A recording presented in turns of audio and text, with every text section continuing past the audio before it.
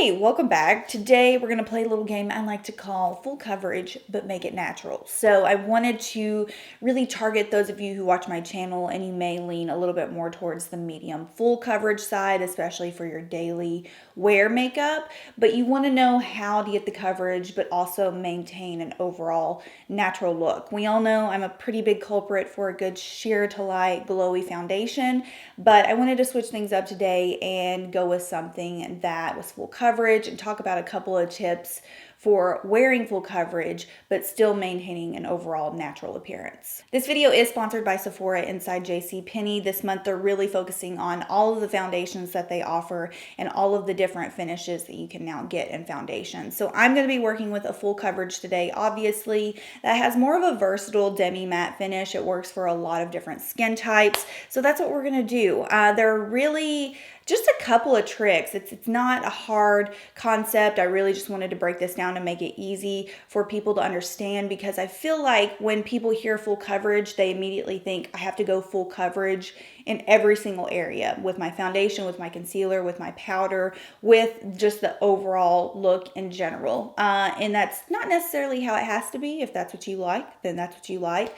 But I wanted to talk specifically about how to get the coverage but still maintain, again, just that overall natural look. So I've already prepped my skin. Sephora inside JCPenney has a ton of skincare prep value sets right now. I use the Ulla Henriksen Let's Get Luminous set. This is a perfect example of something that you would use to prep your skin really nicely before makeup. I preach this in almost every single video. So I just applied a little bit of the Truth Serum. Then I went in with the Banana Bright Eye Cream and finished up with the Sea Rush Brightening Gel Cream. And using a little trio like that is really just going to help plump your skin.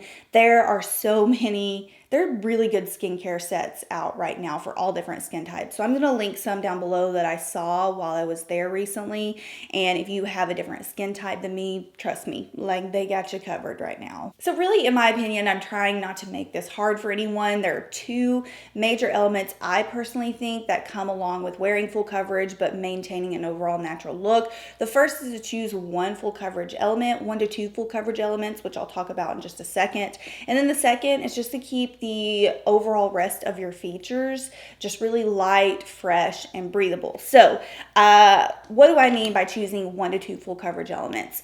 Basically choosing 1 full coverage complexion product, maybe 2 at the most if needed. So I think, again, a lot of people, when they hear full coverage, they layer a full coverage foundation, a full coverage concealer, and a full coverage powder, like a powder foundation or even a pressed powder.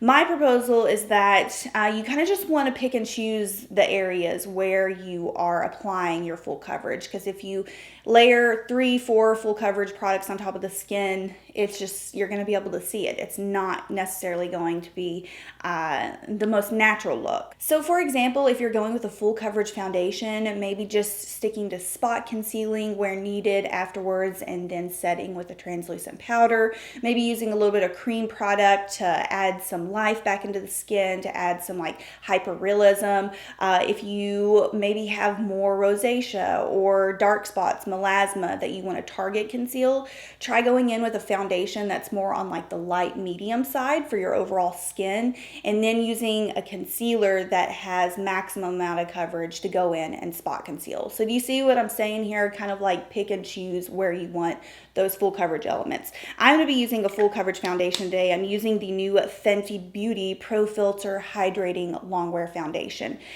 Very surprised at how much I like this foundation. I was kind of skeptical because it is more of like a demi matte finish, but what I like about it is that it's not so matte that it's going to dry those of you out who have dry skin, and it's not so, it doesn't have a dewy finish that's going to make those of you who are oily look even more oily on your skin, or like an oil slick. So my coverage level with this 1 pump is good for me. And I've really been loving, I found this brush set at Sephora inside JCPenney too. It's called the Charcoal Brush Set, and it's got these are like perfect brushes. I'm gonna do my entire face, my entire eye makeup with all of these brushes today. What I really love is the foundation brush that comes in the set. This is just me in a foundation brush.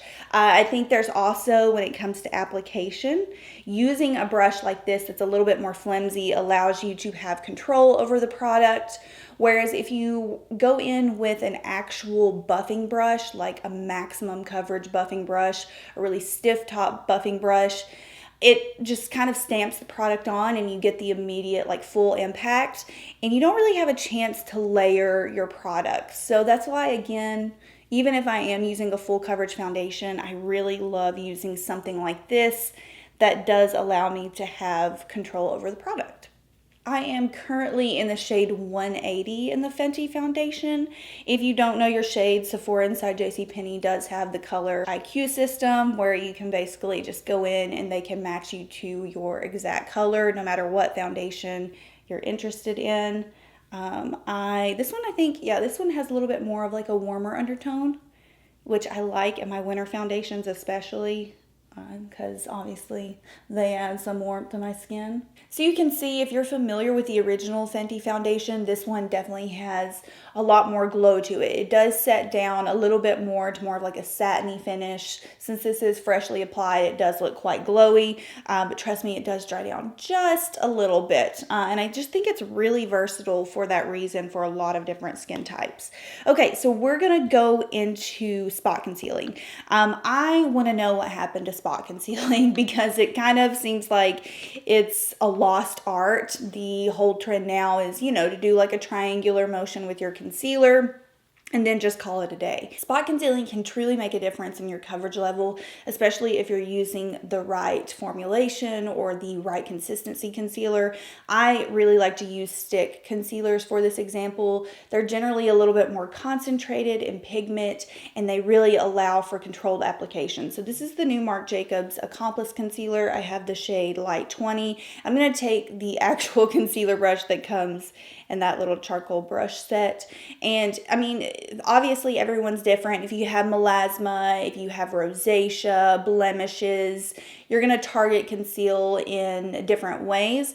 But I'm just gonna give you an example here. I have like a mole freckle type deal going on, and I'm just going to pat my concealer over the top of that, and then obviously you're gonna have just a little bit of an outline, and then you just want to take your finger and kind of blend that outline in so you're not sweeping away the coverage that you get on your actual spot. Also, a little like redness around the nose is pretty common. Just wherever you have the areas that you want more coverage, that's where you go in and you spot conceal, as opposed to, kind of just doing it all over.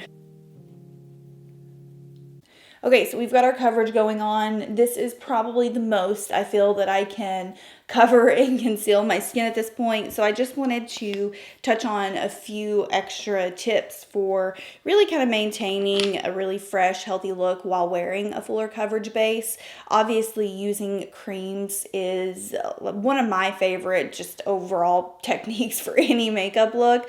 But if you aren't on the cream board yet, the cream makeup train, give it a try. I do realize those of you who have combination oily skin might not work for you in the best way. And if you have tried cream bronzer, cream blush, and it's just not your thing, I'm really going to show you at the end how you can lift your skin and kind of give that bouncy, youthful effect. But I'm just going to toss on a little bit of my Milk Makeup cream bronzer.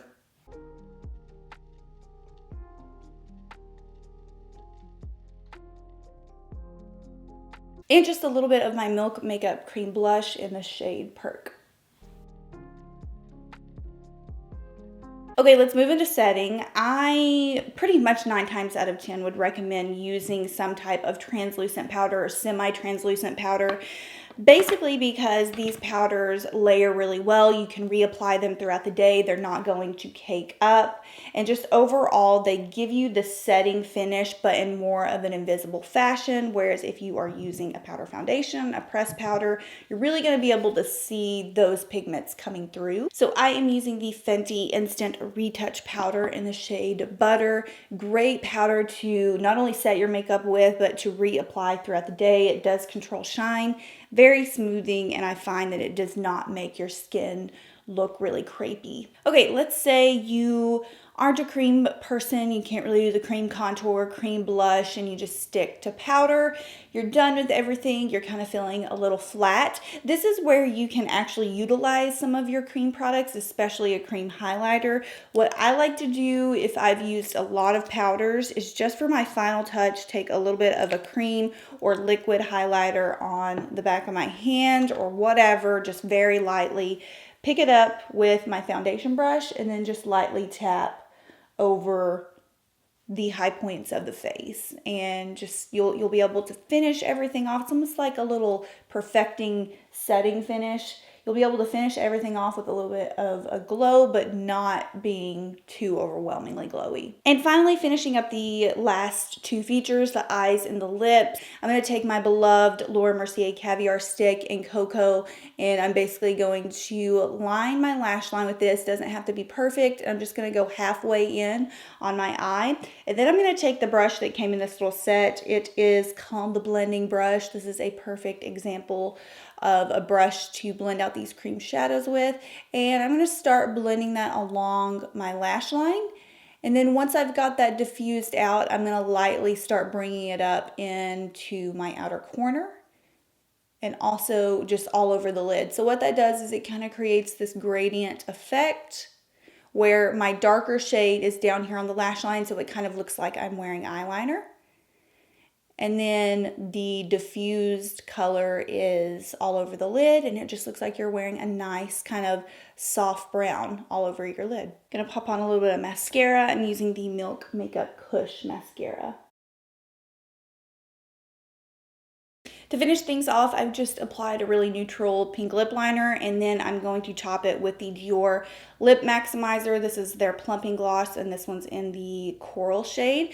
I love these. I just love any type of plumping gloss because it plumps your lips, it makes them look fuller without having to go in and apply a full-on lipstick, and glosses are super easy, obviously, to reapply throughout the day.